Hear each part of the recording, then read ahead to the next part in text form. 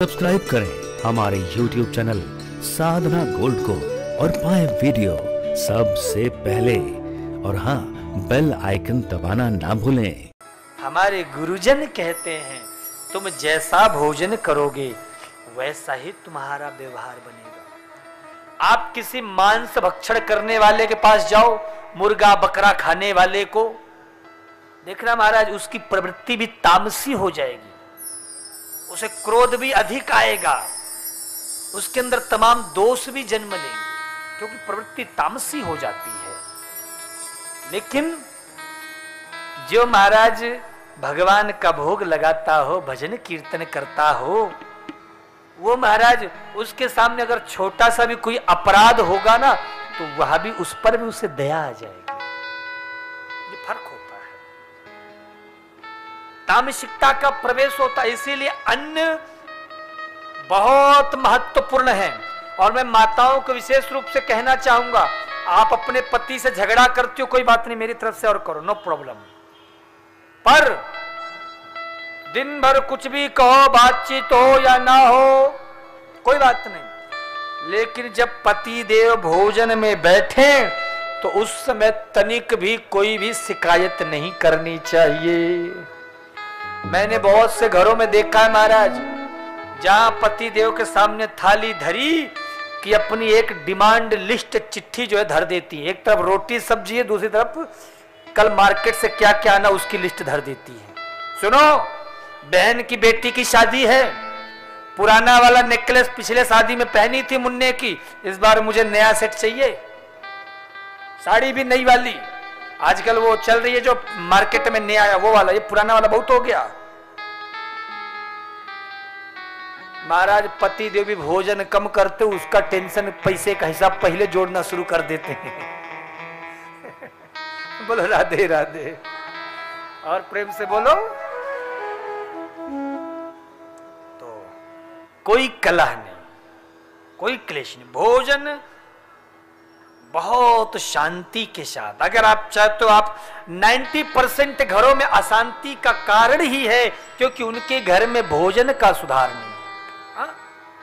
शास्त्रीय परंपरा के अनुसार तो महाराज भोजन बहुत अधिक मात्रा में भी नहीं करना चाहिए। कई लोग होते ना महाराज, वो केवल खाने के लिए जीते हैं, पेट भरने, ये भी खा लो, वो भी खा लो, ये भी खा लो, वो भी खा लो।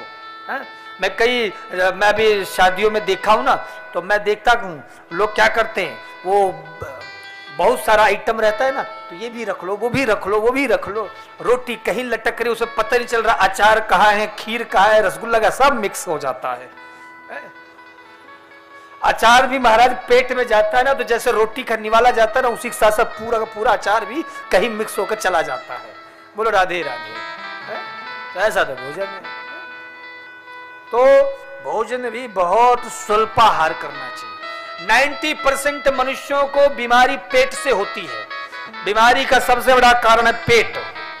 तो यदि आपने खान पान सुधार लिया, अपनी दिनचर्या सुधार ली, तो आपको कोई बीमारी नहीं होगी। मैं कितने लोगों को जानता हूं 70-70, 80-80 साल के हैं और महाराज ऐसा दौड़ते हैं कि उनकी बहुएं फेल हो जाए।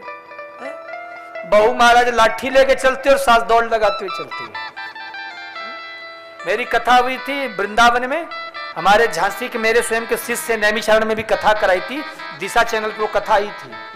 महाराज उनकी वो हमारे शिष्य पांडे हैं, ब्राह्मण परिवार है, उनकी माता जी की आयु कम से कम 95 रही होगी। महाराज बहुएं नाचते नाचते थक जाती थी, भजन में तो बैठ जाती थी, और सासू मां 95-96 की वीडियो पड़ी होगी यूट्यूब पे, देख लेना आप। महाराज मजाल उनके कदम रुक जाए, महाराज अपने बेटे को बहुओं को पकड़ पकड़ करके वो नचाती हैं, बहुएं बेचारी थक कर, कोई कुर्सी ले रहा, कोई सोफा पकड़ा, मैया है कि नाचना बंदी ना कर, इतनी ऊर्जा, इतनी एनर्जी है। तो परिश्रमी होना चाहिए। जो लोग आलसी होते हैं, खान पान का विचार नहीं करते हैं, आगे चल के उन्हीं के ऊपर तमाम प्रकार के रोग।